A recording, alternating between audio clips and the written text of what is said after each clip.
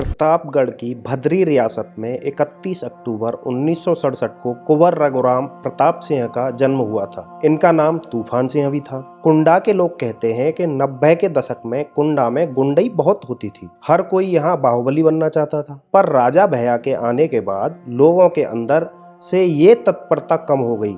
लोगों को alternative career मिलने लगा। जिनसे नहीं हो पाया उन्होंने ये धंधा छोड़ दिया और रेडियो सुनने लगे। समझ लीजिए कि आज़ाद भारत में यहाँ पर नए आर्थिक सामाजिक समीकरणों का सूत्रपात हुआ। इसकी स्टडी नहीं की गई है, पर है बड़ा महत्वपूर्ण राजघराने का इंसान। सैकड़ों एकड़ में फैली रियासत, घर में तालाब जिसमें मगरमच्छ होने के कयास लगाए जाते हैं। ये इंसान 1993 में पहली बार विधानसभा का चुनाव लड़ता है, भारी बहुमत से जीतता है। आरोप लगता है कि 23 साल की उम्र में जीत गए थे राजा भैया, जबकि कम से कम 25 की उम्र होनी चाहिए विधायकी लड़ने के लिए। पर इतिहास ऐसे ही तो बनता है। बात बात पर ट्रैफिक नियम तोड़ने वाले तो सवाल ही ना उठाएं। इस बात पर अक्सर सुनने में आता है कि 11 साल का बच्चा बोर्ड पास कर गया, जबकि 14 मिनिमम उम्र है। टैलेंट की कद्र कब करेगा इंडिया?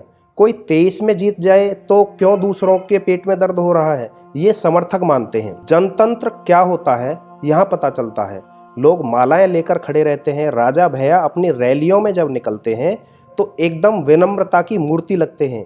लोग माला पहनाते रहते हैं, ये उतार के समर्थकों को दे देते हैं, मुस्कुराते रहते हैं, कहते हैं कि ये तो लोगों का प्यार है कि 1993 से लेकर अब तक लगातार जीते हैं। मैं कहाँ काबिल हूँ? इस बात के साथ जो उनकी मुस्कुराहट झलकती है, कहर ढा देती है। सौम्य प्रतिमा राजघराने के हैं, डेमोक्रेसी अपना लिए, जनता प्यार करती है, निर्दलीय जीतते हैं। कहते हैं पार्टी की चिंता वो करे जिसे वोट का डर हो। वोटर भी डरता होगा कि किसी और को वोट देंगे तो विकास नहीं होगा। कहा जाता है कि एक बार तो इतने वोट से जीते चुनाव के दोबारा कराना पड़ा। ये भी अफवाह है कि जिस ऑर्डर में मतदान लिस्ट थी उसी ऑर्डर में वोट पड़े थे। हो सकता है कि कहानी हो, पर इतनी पॉपुलैरिटी होगी तो कहानी भी बन सकती है। राजा भैया के दालान में दरबार लगता है, तुरंत फैसला हो जाता है। कमर तक झुके लोगों की कतार लगी रहती है। ननद भौजाई के झगड़ों से लेकर जमीन वगैरह के विवाद सुलझा देते हैं। खुद ही कहते हैं कि लोगों को मैं बता देता हूँ कि कोर्ट जाएंगे 30-40 साल लगेंगे, हमारी बात मान लो।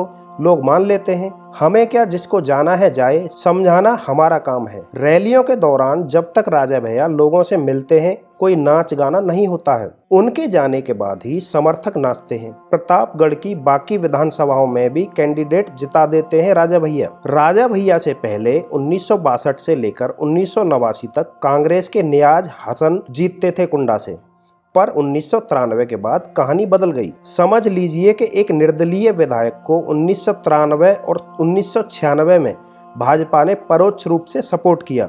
2002, 2007 और 2012 में सपा ने समर्थन किया।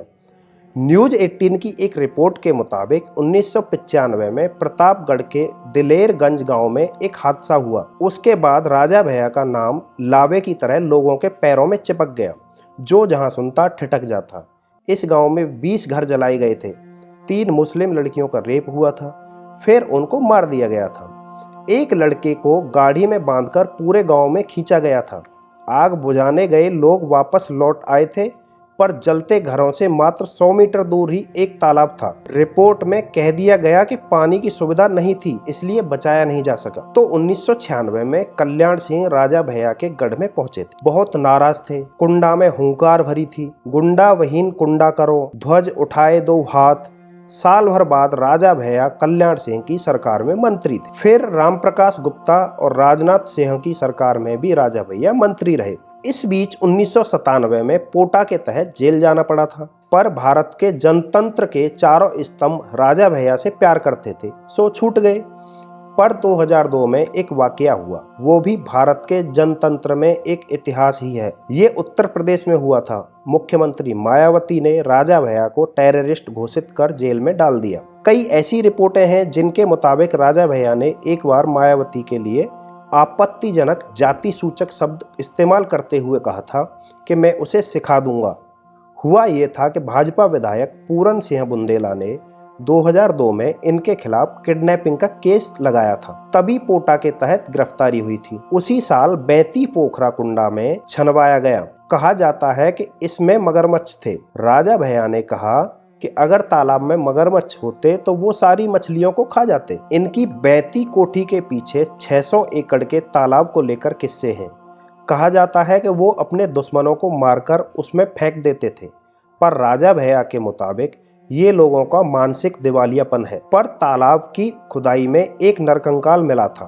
बताया जाता है कि वो कंकाल कुंडा के ही नरसिंहगढ़ गांव के संतोष मिश्र का था। लोग कहते हैं कि उनका स्कूटर राजा भैया की जीप से टकरा गया था और कथित तौर पर उसे इतना मारा गया कि वो मर गया। तो दोस्तों, ये थी राजा भैया की पूरी कहानी। राजा भैया कैसे अर्श से लेकर फर्श पे पहुंचे और निर्विरोध विधायक रहे, फिर जेल में भी गए। आपको ये वीडियो कैसा लगा हमें कमेंट करके जरूर बताएं। धन्यवाद।